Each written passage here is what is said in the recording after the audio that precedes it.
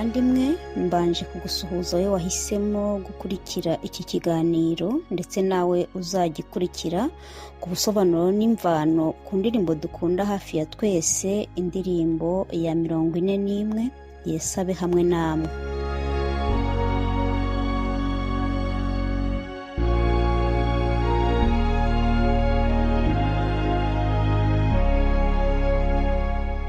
Ubwo inshuti yanjye yazaga kunsezeraho mu mudugudu aho nari ntuye, twaraganiriye byinshi, dusubiramo ibihe byiza ndetse n'ibi twanyuranyemo.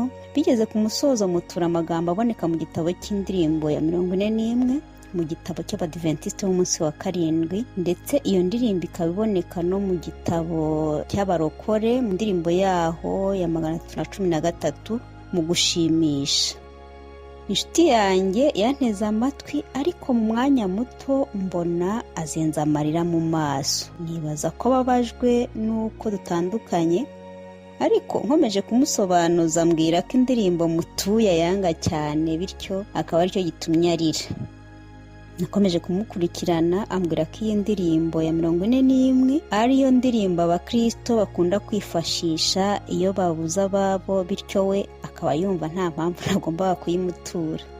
Ibi rero byanteye gucukumbura ngo menye neza amateka y'indirimbo, uwayihimbye n'icyo yari agamije, ari nabyo namwe ngiye kubasangiza muri iki kiganiro. Ntimujye kure.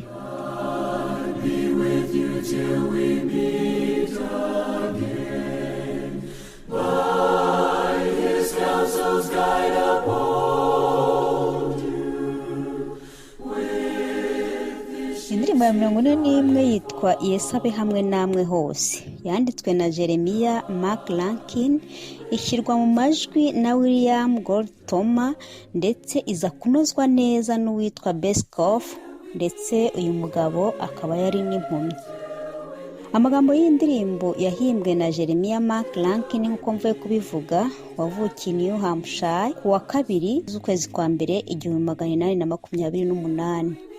Yize ibyo kuririmba akiri muto mu mashuri yigisha iby'indirimbo nyine, ndetse akaririmba no mu makorali. Akaba yaratangiye no kwigisha amaze imyaka 17.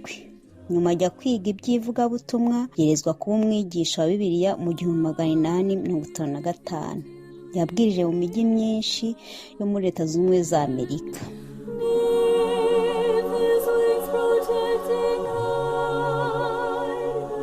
Hanyuma kubw'intambara zahozeho no kuva kera, uyu mugabo Jeremiah yari mu ngabo, kandi nyuma yaje no gukorera leta muri Washington DC, aho ni muri Leta Zunze Ubumwe za Amerika. Ubwo yari pastor mu itorero rye rero hasengeragamo abantu bakorera mu nzego zitandukanye z'igihugu. Kubwo kwimurwa kw'abayobozi rero kwa buri munsi kandi kenshi, itorero ryahoraga rigira ibiterane byo gusezeraho abayoboke babo. Noneho mu 1880 uyu Jeremiah nibwo yafashe umwanzuro wo guhimba amagambo y'igitero cya mbere n'icyo gusubiramo bigize iyi ndirimbo turimo gusobanura. Ayo magambo akaba yaravuga ngo goodbye cyangwa se urabeho. Mu buryo bwa gikristo hifashishwa interuro igira iti God be with you, Imana ibane namwe.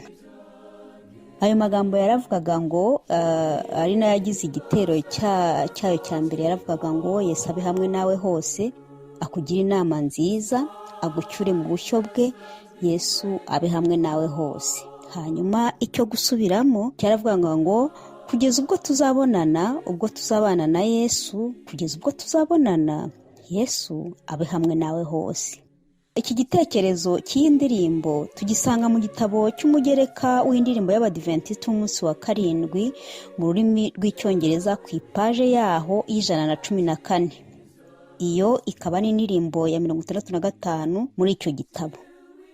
Mu 1889 Rankin yayoboye kaminuza, kandi ubwo Rankin yari amaze guhimba igice cya mbere n'icyo gusubiramo, yoherereje icyo gisigo cyiza inshuti ze ebyiri.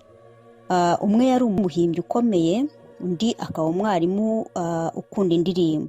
Uwo mwarimu witwaga William Goldtoma yabaye mu ngabo. Yakoze muri leta mu gihe cy'imyaka igera kuri 20. yavukiye muri New Jersey ku itariki 5 z'ukwezi kwa 10 mu 1833.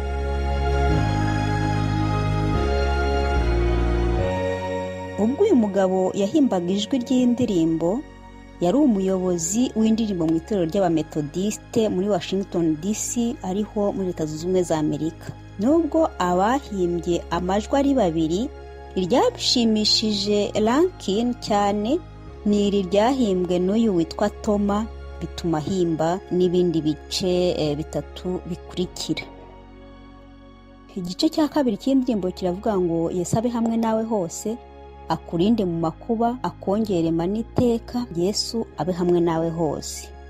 Igitero cyawo cya gatatu kikavuga ngo Yesu abe hamwe nawe hose, ubuyerezwa n'ibyaha, agukingira ukuboko, Yesu abe hamwe nawe hose.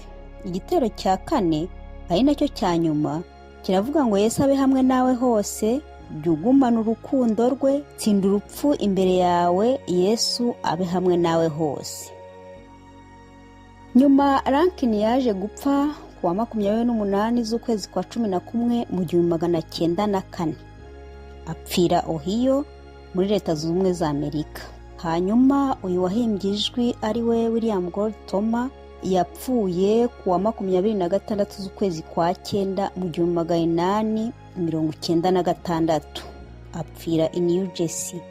Nyuma iri jwi ryaje kongera kunozwa neza n'umucuranzi wo mu itorero Rankin yayoboraga, wanayoboye indirimbo muri iri torero imyaka igera kuri 35, akaba yaritwaga Beskoff.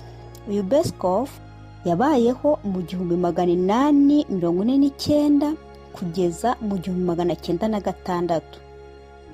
Uyu mugabo kandi yabanaga n'ubumuga bwo kutabona. Uyu ni nawe wahimbye ijwi ry'indirimbo ya 515 mu gitabo cy'icyongereza cy'Abadventiste b'umunsi wa 7 yitwa The Lord is my light.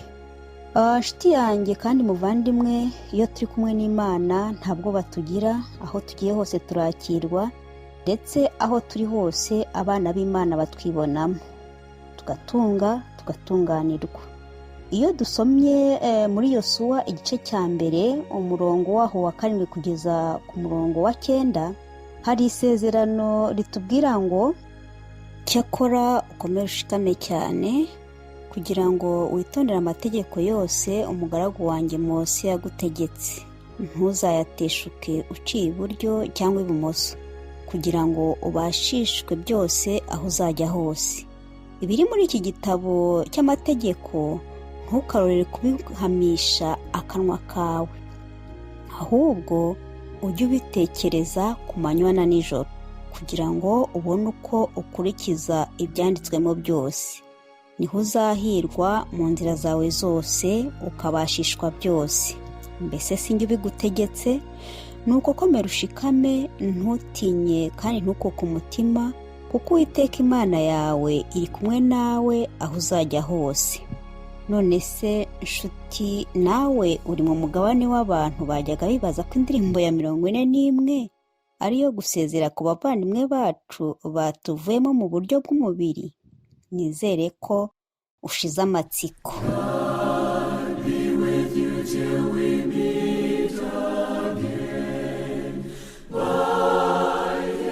Ayo niyo mateka twagerageje gukusanya kuri iyi ndirimbo ya 41 igira iti Yesu abe hamwe nawe hose.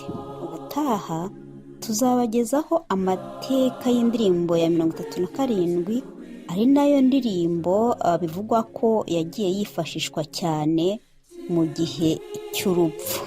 Nuko rero nanjye reka nsoze ikiganiro nkwifuriza n'ubundi aya magambo uyu mugabo yatwandikiye agira ati Yesu abe hamwe nawe hose, akugira inama nziza, agucyure mu bushyo bwe, Yesu abe hamwe nawe hose. Nimugire amahoro.